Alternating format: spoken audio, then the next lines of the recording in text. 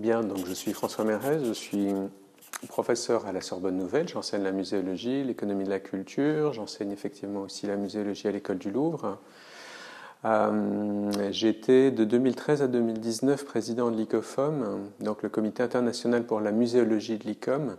et c'est dans ce cadre effectivement que je peux parler des ICOFOM Study Series, qui sont une revue qui existe depuis 1982 ou 3, si je ne m'abuse, 1983 je pense, qui en est à sa 47e édition, donc son 47e numéro. Alors c'est une revue qui avait pour objectif, dès le départ, de présenter je dirais un panorama résolument international de la pensée, du musée dans le monde et à travers le monde. Et je pense qu'effectivement, encore actuellement, c'est l'une des très très rares revues où on peut lire en anglais, en français ou en espagnol des muséologues, parfois aussi des professionnels de musée, issus du monde entier, qui parlent d'un certain nombre de thèmes différents comme les liens avec le sacré, comme les liens entre le musée et le politique, comme les liens entre musée et philosophie, ou bien la question de l'immatériel, etc. Ça, c'est un premier élément, et donc depuis quelques années, en fait, on a aussi édité une série de monographies dans le même format, qui est un format qui se trouve aussi bien en format numérique sur le site de l'ICOFOM qu'en format papier, qu'on peut trouver, mais avec un plus petit nombre d'échanges, mais tout est disponible gratuitement, en quelque sorte, et qui, globalement, effectivement, lui aussi, cette série de monographies peut se diviser en deux parties. Il y a des préparations à des colloques, c'est-à-dire un certain nombre de résumés et de propositions sur 4-5 pages, toute une série d'interventions de personnes qui sont rassemblées et qui sont présentées comme des matériaux pour la discussion, en quelque sorte, avec une volonté assez inclusive, c'est-à-dire qu'il y a peu de sélection, contrairement aux ICOFOM Study Series qui sont régis selon le principe des revues académiques sur un système de sélection de peer review en double aveugle. Donc ça, c'est un premier élément. Et puis on édite aussi des monographies plus précises en quelque sorte, donc comme autant d'ouvrages, par exemple le dernier sur Museum and Place, sur le sens du lieu en quelque sorte, ou l'esprit du lieu et les liens entre l'espace, pourrait-on dire, ou le lieu et le musée. Alors, je pense que la première plus-value, la plus importante à mon sens, et pas simplement par rapport aux autres publications françaises, par rapport surtout aussi à toute une série d'autres publications internationales, c'est véritablement que cette revue ou ces monographies se fondent sur un échelon réellement international. C'est-à-dire qu'on trouvera rarement aussi bien des francophones, des hispanophones, des anglophones,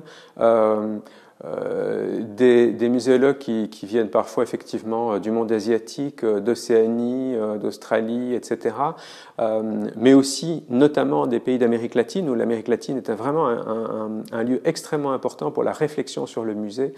et qui peuvent s'exprimer. Donc c'est un des lieux, un des espaces où on a cette possibilité de croisement et on peut tout d'un coup découvrir d'autres manières de penser le monde. Et ça, je pense que l'ICOFOM, en tant que comité international pour la muséologie, est quasiment le seul à véritablement prétendre à ce phénomène international. Sinon, très largement, en fait, on se retrouve dans le monde francophone d'une part, ou bien très largement, puisque c'est l'essentiel des publications dans le monde des musées, dans le monde anglophone. Alors, je dirais qu'il y a une double perspective. Le choix pratique, en quelque sorte, est fait par le conseil d'administration, pourrait-on dire, le board d'ICOFOM, qui est élu tous les 3 ans, donc lors de la conférence générale de l'ICOM. Donc, il vient d'être changé. Et c'est au sein effectivement de ce conseil que sont suggérés, sont discutés et donc effectivement sont présentés les thèmes de chacune des conférences. Et très clairement, effectivement, les conférences en ce sens-là donnent lieu à un certain nombre de publications. C'est aussi à ce moment-là que une série de propositions peuvent être faites, peuvent être présentées pour notamment, c'est dans le cas des monographies, les responsables qui sont toujours des membres de l'ICOFOM fassent des propositions en quelque sorte sur tel ou tel sujet.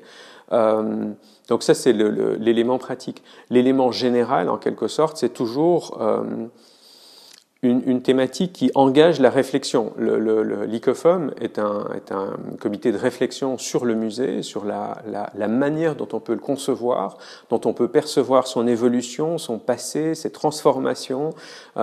et l'ensemble des activités qui sont associées évidemment au musée. Ça peut être aussi bien l'économie, le tourisme, la question effectivement de l'interactivité, des questions d'exposition, du langage d'exposition, du rapport entre le musée et la collection, etc. Et c'est toujours dans une perspective, on pourrait dire, théorique, mais en quelque sorte, en fait, de questionnement sur l'essence même de ces différentes fonctions. Beaucoup plus dans cette perspective-là, en réflexion, je dirais de manière générale, et sur l'essence du phénomène, plutôt que par des études de cas, même si un certain nombre de portes d'entrée peuvent passer par des études de cas. Et donc, c'est en ce sens-là que des thématiques plus générales ont été choisies,